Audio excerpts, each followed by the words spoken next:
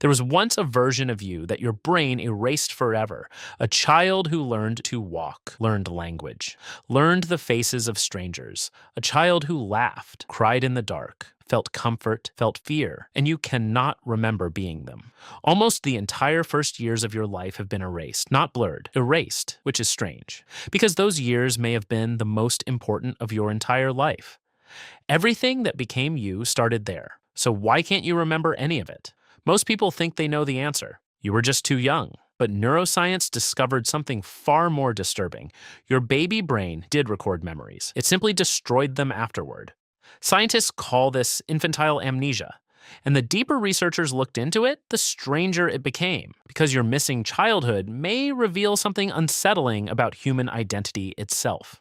In the 1980s, psychologists ran an experiment with babies only a few months old. They tied a ribbon from a baby's ankle to a mobile hanging above a crib. When the baby kicked, the mobile moved. Very quickly, the babies learned the connection. Kick, and the world responds. Days later, the same babies returned. And the moment they saw the mobile, they started kicking immediately, which meant something extraordinary. Even tiny infants could form memories. They could learn patterns, store information, recall experiences. The memories existed. So where did they go? For decades, scientists couldn't fully answer that question. Then neuroscience uncovered something almost impossible to believe. Your brain during infancy is changing faster than at any other point in your life. Right now, your adult brain is relatively stable, but a baby's brain is under violent reconstruction. More than 1 million new neural connections can form every second. Your brain wasn't finished. It was building itself in real time. Deep inside your brain is a structure called the hippocampus. The hippocampus is responsible for turning experiences into memories. Without it, moments disappear almost instantly. A conversation, a birthday, a smell from childhood, a painful memory at 2 a.m. The hippocampus is what lets you replay them, but in infants, this system is incomplete. The brain regions responsible for stable, long-term memories are still developing. For years, scientists believed this explained everything. Babies couldn't remember adulthood because the memory system wasn't fully built yet. Simple, except it wasn't true. Because another discovery changed the entire theory.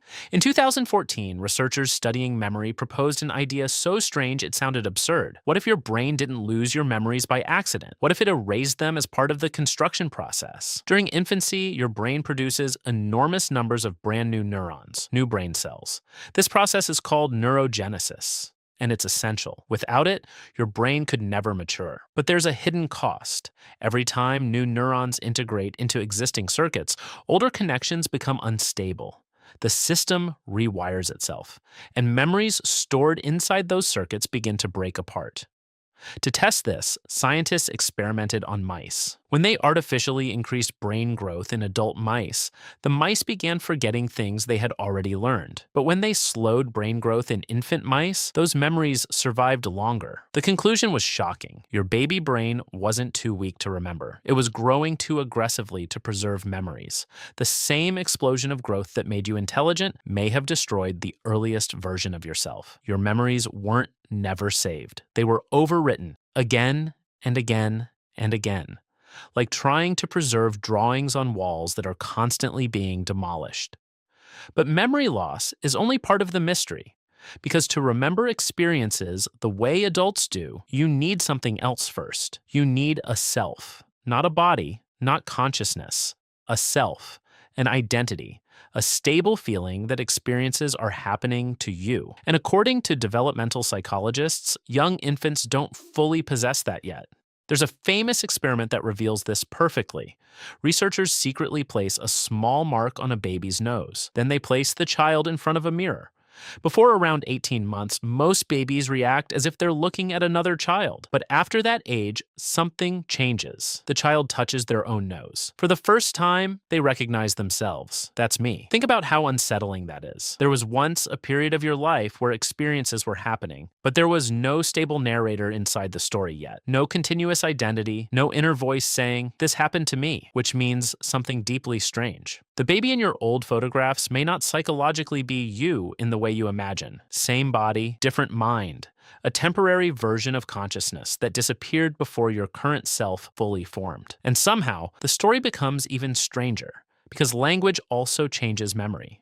Before you could speak, your experiences existed mostly as raw sensations: light, fear, movement, warmth, voices. But language gives experiences structure. Words turn moments into stories, and stories survive longer than sensations. Researchers discovered that culture even changes how far back people can remember. In cultures where parents constantly tell stories to children, ask questions, and revisit old memories, people tend to remember earlier childhood experiences. In some cultures, first memories begin around age 3. In others, even earlier. The way people speak to children literally shapes memory itself, which means your forgotten childhood was shaped not only by biology, but by language, identity, and culture. Now, think about what all of this means. Your earliest years weren't lost because your brain failed.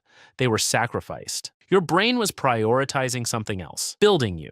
Every new neuron, every rewired circuit, every forgotten experience was part of constructing the person listening to this right now. And maybe that's the strangest part. The first version of you didn't survive. It had to disappear so another version could take its place. Every human being who has ever lived has gone through this exact process. Inside every person is a missing world, an entire hidden life buried beneath layers of rewired neurons and erased memories, a consciousness that vanished so completely you can never return to it. And maybe you were never meant to, because your brain wasn't trying to preserve the person you used to be. It was trying to create the person you would become.